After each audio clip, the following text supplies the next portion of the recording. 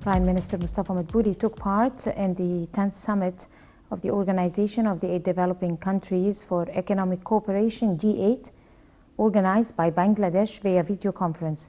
Addressing the summit on behalf of the President Abdel Fattah el-Sisi, the Prime Minister said this summit is different, being held in a new reality imposed by coronavirus pandemic, which hit the entire world with unprecedented challenges, especially developing nations, given its negative economic repercussions.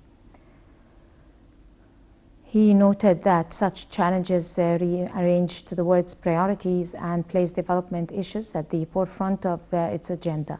Madbouli pointed out that Egypt adopted policies with the advent of the pandemic in order to achieve balance between protecting citizens and pursuing economic activities in the framework of a government economic reform program launched since 2016 and in line with Egypt's 2030 vision for sustainable development. The Prime Minister highlighted the G8 organization's 2020 to 2030 roadmap in an important step towards achieving common objectives, tackling pivotal economic issues and facing new and emerging challenges. Prime Minister Mustafa Madbouli met with Minister of Irrigation and Water Resources Mohammed Abdul Ati to review the outcomes of recent meetings over Ethiopia's dam hosted by Congo. The minister said the two-day meetings on the dam had made no progress on the resumption of talks due to the Ethiopian stance. The meeting also touched on the pace of work at projects carried out by Irrigation Ministry, including canals, lining and efforts for transforming the modern irrigation systems.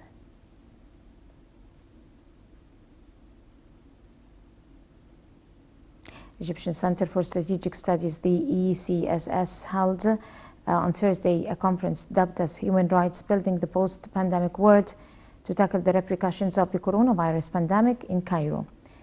The conference was attended by a number of high-profile ministers, officials, and representatives of the UN organizations.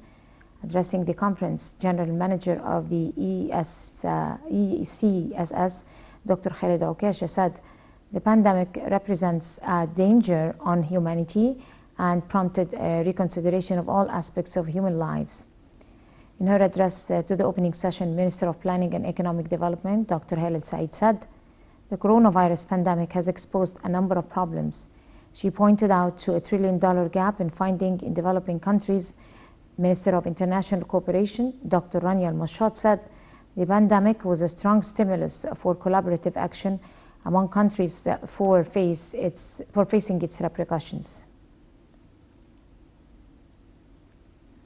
Minister of Health and Population, Dr. Hala Zayed, held a press conference on latest developments of coronavirus and to review the precautionary and preventive measures during the holy month of Ramadan. Zaid called on citizens to abide by social distancing and to stay away from indoors gatherings during Ramadan and asserted the importance of following healthy nutrition systems to avoid infections during the month. Welcome back.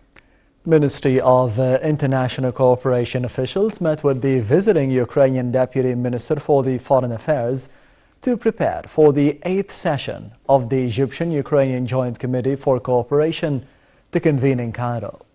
Both sides stressed the importance of boosting cooperation in the fields of agriculture, machinery and equipment and infrastructure.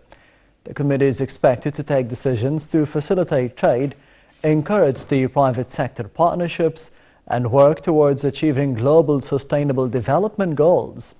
The Joint Egyptian-Ukrainian Committee seeks to create the necessary legal framework to advance the bilateral cooperation between Egypt and Ukraine.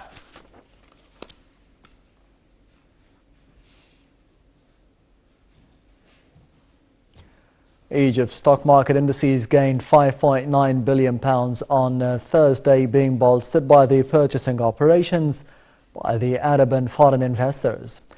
The main EGX 30 index added 0.74%. The small and medium EGX 70 index added 1.97%. The more expanded EGX 100 index gained 1.67%. The overall transactions and dealings within the session reached £5.9 billion.